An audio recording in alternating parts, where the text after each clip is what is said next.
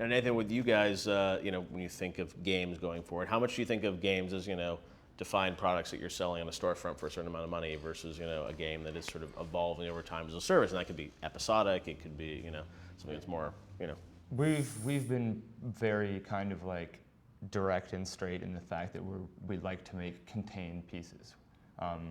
At the time that we put out Sorcery, it was kind of like that was during the rise of free-to-play, and people were already kind of like, sounding the death bell for paid games on the App Store, and we kind of proved that wrong pretty fiercely. And I really like the idea of making these kind of like, games that are an idea that's refined and polished and put out.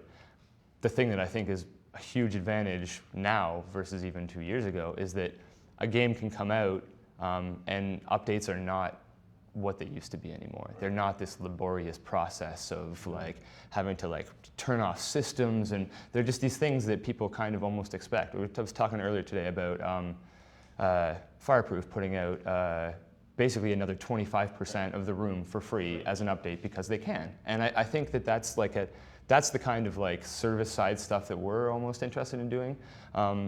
I really like the idea of being able to like, make below, look at the data, see heat maps, see analytics, and be like, oh, well, there's a lot of people who are, really enjoying this part of the game. Let's just kind of sneak some more stuff in there and see what happens. And I think it can still function as contained pieces. Like we're still going to like Super Time Force is a game that is, in a lot of ways in the most traditional style of game. It's a platformer. It's got guns and you shoot monster robots, and other than the whole fact that you can rewind time and play single player co-op, it's a very kind of like traditionally game. Right. And so one of the things that I'm most excited about, most kind of pleased about with the studio, but also with the state of the industry, is that we can do that. We can make a super gamey game like Time Force at the same time that we make Below, which is a very aesthetic driven, very kind of like, I think we're going to be pushing a lot of strange boundaries with the game, and having the ability and the knowledge that we can sell both of those things from within the same studio is really cool. And I think that's to me, that's the big win that we have now, is opportunity breeds the ability to make the kind of stuff that you want to make, even if they're kind of disparate things. Yeah, and I think it's what's right for each game too, right? Like you were saying, like a game like Broken Age is so narrative driven that you're going to want to experience the story in solid chunks, and then you're not going to want to see the story change after you played it. And if you play it in 6 months, suddenly the game is different. But some of the other games we're working on, like Massive Chalice. Wouldn't that be an interesting game, Peter? I can see the gears are turning. Collapses back on itself, right? Yeah. But a game like Massive Chalice is something that's much more systemic, and if we see something isn't working, we can change it, and it's nice that we have the flexibility to do that stuff. It's like I think a lot of us basically have spent this entire time talking about like the variety of options, the fact that there's just like, for whatever reason, all the chips kind of fell in the right places, and we're provided with like different platforms with different business models, with different opportunities, from everything from like Papers, Please to Call of Duty. Like all that stuff exists and is successful. And it's not just these things that come out and people, kind of putz around. We thought that just tapping on some blocks. Yeah.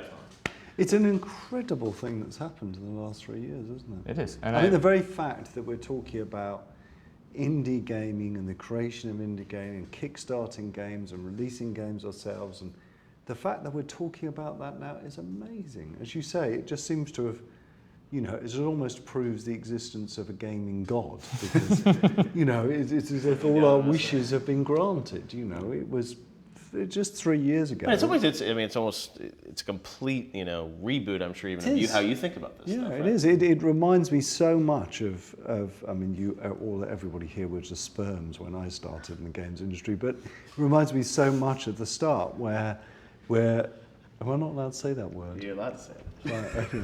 It's a biological function. Yes, exactly. Swimming around. I've lost my point now. we were but sperms when you started out in the early days, Peter. Okay. Well, no. Move on. I mean, I think that it's just like the platform holders suddenly like realizing they need to put the power and the choice in the hands of the developer, to where like now it's all about the idea and the game and your creativity, and whatever you want to do, there's something there to support how you want to get it out there. All right, we will find out more next I week. feel like high-fiving and hugging. Yeah. It feels like, this is a moment. I think you guys have we to just get together now and do a game, all three of the here we studios go. together. This is That's your the next Kickstarter. one, right? It's going to be a Connect game about shop fronts or something. Tim could write it. Yeah, there you go. Nate could do some great art, right? We have a cool art style, a great story, and Peter Molyneux magic, right? You're always struggling with me. Exactly. No, it's just a little something around it. All right, well, when we come back in the bonus round, we're going to answer some of your questions from Twitter. See you then.